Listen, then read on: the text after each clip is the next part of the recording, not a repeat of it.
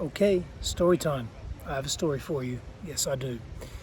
So, it is another realization. The layers that we unpack when we choose to pay attention to ourselves and what we discover about ourselves when we are in intimate relationship, and importantly, when we are in relationships that are important to us, what we choose to learn about ourselves, what we can unpack about who we are in here and in here when we pay attention. So the other day, it's a couple of weeks ago actually, my beautiful wife said, "Hey, can you clean my shoes? They're in the garage, there's mud on them." We went trekking and we're in the dirt and in the mud and everything else. I said, "Sure."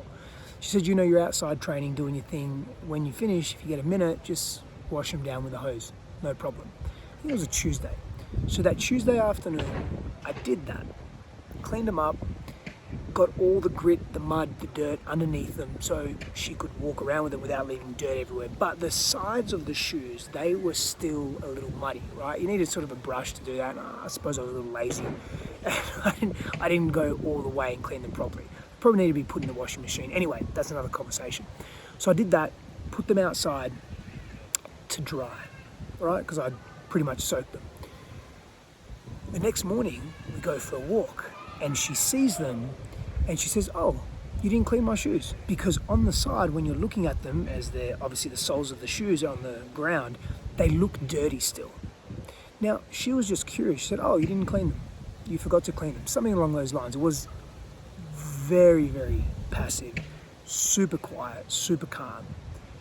Now, I hadn't been having a bad day. I'd woken up fine. I felt good. I was fine. But in that moment, I want to tell you how I responded, or rather reacted. I said to her, pretty much in this tone, I said, "What's wrong with you? Can't you see? Just have a proper look." So I wasn't super aggressive, but I wasn't really nice either. Now, Christine's pretty cool. And she knows, she can sense when my little boy is activated. I'm going to go deeper into this. And she said, "Oh, okay," and just sort of left it. And I left it. I wasn't really that harsh. Maybe I was like that too. I can't remember exactly, but I know that I wasn't intense. I can be intense, but I was rude and I was reactive. We completely forgot about it. So a few hours later, I'm talking to my clients and they're asking me about some relationship dynamics in intimate union. And I gave this example of what happened in the morning because I'd been thinking about it. And actually, as I was talking to my clients about it, it was coming up that, wow, I reacted from a very wounded place. I reacted from a place of pain. And what happened was I became defensive. And I became defensive and I attacked Christine with my tone to protect that little boy within, because as a child, as a little kid, I was often told, my perception of my own reality as a kid was that I wasn't good enough. I could never do anything right. And when I did do something, I was criticized for it.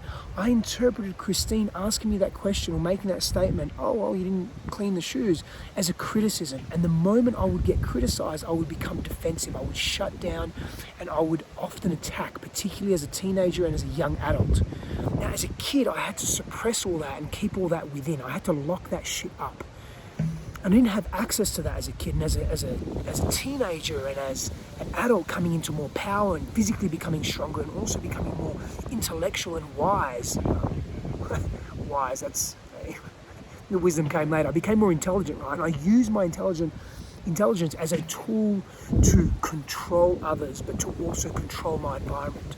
And I noticed that in that moment, I snapped at her. I projected my father and my mother onto Christine in that moment. Like, as I said, I wasn't completely harsh, but I wasn't completely nice either. I was coming from a reactive old place. And so that happened at like 8 o'clock in the morning, maybe 7:30.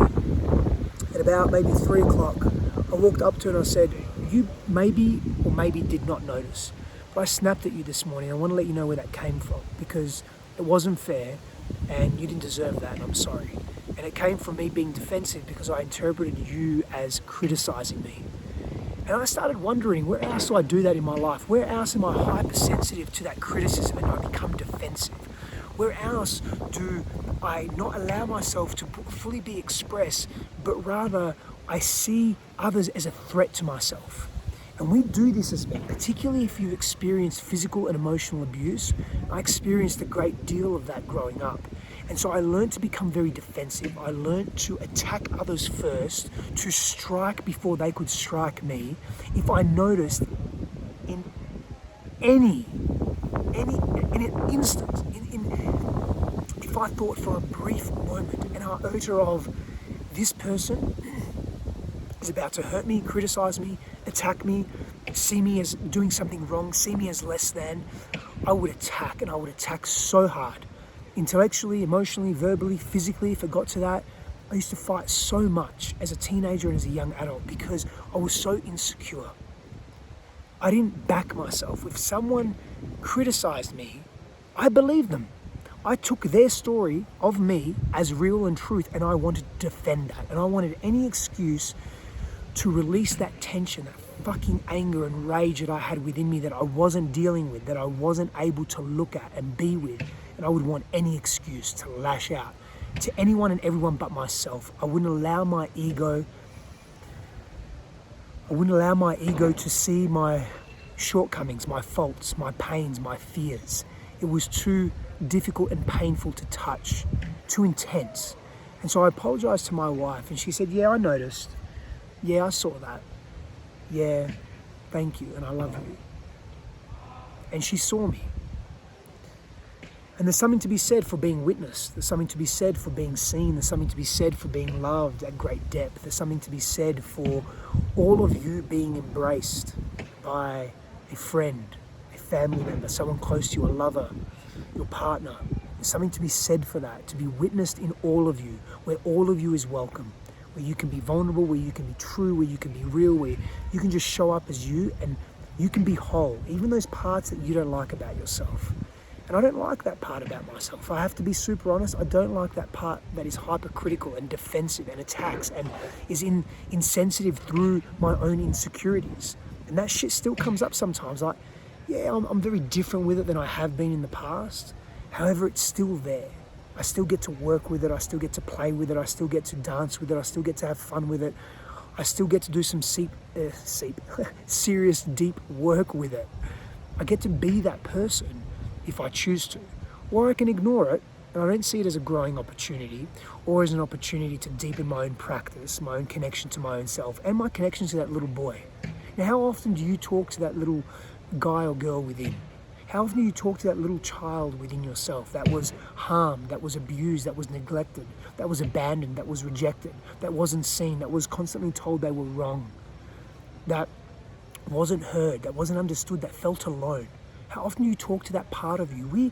It's not that we have personality disorders or we have multiple personalities. We have multiple parts that interpret the world in very specific ways. And we do that to protect ourselves, to protect the fragility of our hearts and the tenderness of our egos, our identity with the world. And so my invitation to you, as I invited myself the other day, was to be with that part, that insecure part, that part that's not confident, that doesn't believe in self, that takes criticism to heart, that is afraid of being wrong, because there were serious consequences with quote unquote being wrong as a kid, whether it was physical violence, whether it was terror that would just move through my body. We have to undo that, and we undo it not so much through understanding, because understanding can be the booby prize when it comes to growth and when it comes to evolving self. Understanding is very important, but it has to be accompanied by deep somatic work. We have to close the loop on trauma. We have to feel the unfelt and release it from our being in a safe place. We have to be safe. And in my partnership, I feel safe, and I feel very blessed that I've created that, and that Christine shows up to me in that way. And in other relationships as well, other friendships with other men and my family members as well. And so can you look at those parts that you've been neglecting within yourself, and can you give them some love?